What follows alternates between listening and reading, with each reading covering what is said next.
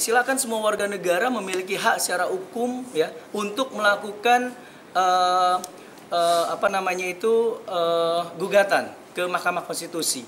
Namun juga harus dipahami bahwa kita memiliki undang-undang kekhususan yang menjadi satu produk hukum yang tidak dimiliki oleh provinsi lain.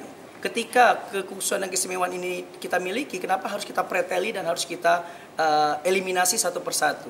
Nah, itu satu. Yang kedua, saya ingin katakan bahwa berbagai provinsi yang hari ini memiliki perbedaan sejarah dengan Indonesia, contohnya Papua, ya kan, kemudian Jogja yang memiliki keistimewaan di sana dan juga DKI Jakarta juga mereka menginginkan Kapolda itu kalau bisa persetujuan dari gubernur. Di saat banyak provinsi menginginkan Kapolda mendapat persetujuan dari gubernur, kok Aceh hari ini mencoba menghilangkan isu itu.